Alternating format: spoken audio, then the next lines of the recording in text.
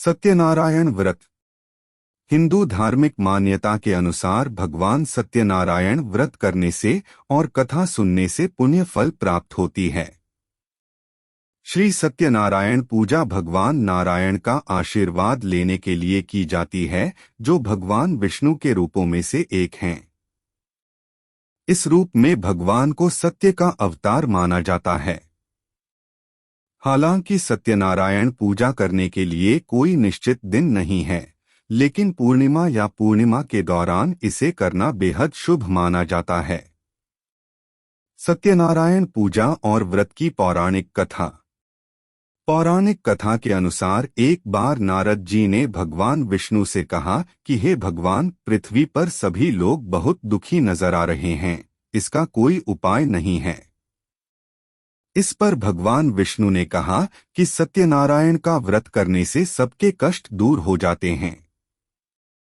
उन्होंने कहा कि जो भी सत्य को ईश्वर समझकर उसकी पूजा करेगा, उसके सारे पाप कट जाएंगे और उसे शुभ फल की प्राप्ति होगी। श्री सत्यनारायण कथा प्रथम अध्याय। एक समय की बात है, नैशिरण्य तीर्थ में शौनिकादि 88,000 ऋषियों ने श्री सूत जी से पूछा, है प्रभु, इस कलयुग में वेद विद्या रहित मनुष्यों को प्रभु भक्ति किस प्रकार मिल सकती है तथा उनका उद्धार कैसे होगा? हे मुनि श्रेष्ठ, कोई सा तप बताइए जिससे थोड़े समय में ही पुण्य मिले और मनवांछित फल भी मिल जाए। इस प्रकार की कथा सुनने की हम इच्छा रखते हैं।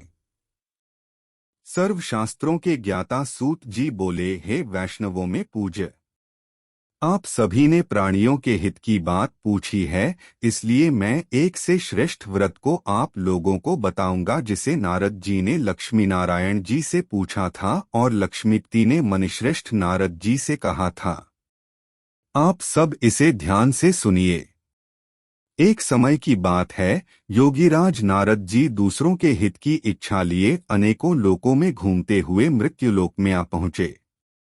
यहाँ उन्होंने अनेक योनियों में जन्मे प्राय सभी मनुष्यों को अपने कर्मों द्वारा अनेकों दुखों से पीड़ित देखा। उनका दुख देख नारद जी सोचने लगे कि कैसा यत्न किया जाए जिसके करने से निश्चित रूप से मानव के दुखों का अंत हो जाए। इसी विचार पर मनन करते हुए वह विष्णुलोक में गए। वहां वह देवों के ईश नारायण की स्तुति करने लगे, जिनके हाथों में शंख, चक्र, गदा और पद्म थे, गले में वरमाला पहने हुए थे। स्तुति करते हुए नारद जी बोले, हे भगवान, आप अत्यंत शक्ति से संपन्न हैं, मन तथा वाणी भी आपको नहीं पा सकती हैं। आपका आदि, मध्य तथा अंत नहीं है। निर्गुण स्वरूप सृष्टि के कारण भक्तों के दुख को दूर करने वाले हैं, आपको मेरा नमस्कार है। नारद जी की स्तुति सुन विष्णु भगवान बोले, हे मुनिश्रेष्ठ, आपके मन में क्या बात है? आप किस काम के लिए पधारे हैं?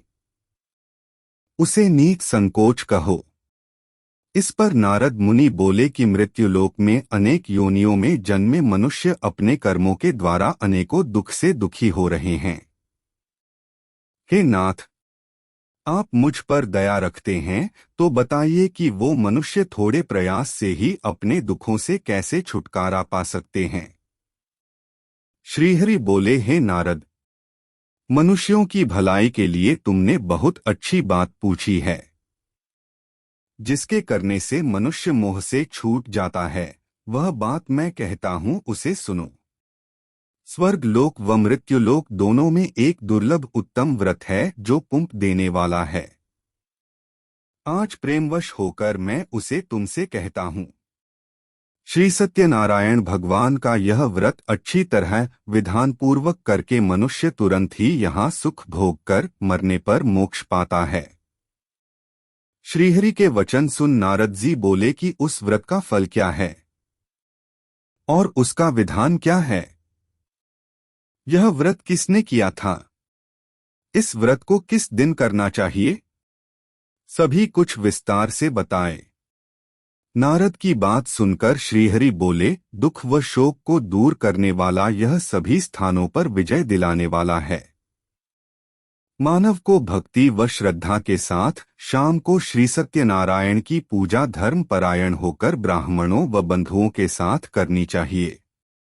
भक्ति भाव से ही नैवेद्य, केले का फल, घी, दूध और गेहूं का आटा सवाया लें। गेहूं के स्थान पर साठी का आटा, शक्कर तथा गुड़ लेकर व सभी भक्षण योग्य पदार्थों को मिलाकर भगवान का भोग लगाएं। ब्राह्मणों सहित बंधु बांधवों को भी भोजन कराएं, उसके बाद स्वयं भोजन करें। भजन कीर्तन के साथ भगवान की भक्ति में लीन हो जाएं। इस तरह से सत्यनारायण भगवान का यह व्रत करने पर मनुष्य की सारी इच्छाएं निश्चित रूप से पूरी होती हैं। इस कलिकाल अर्थात कलियुग में मृत्युलोक में मोक्ष का यही एक सरल उपाय बताया गया है।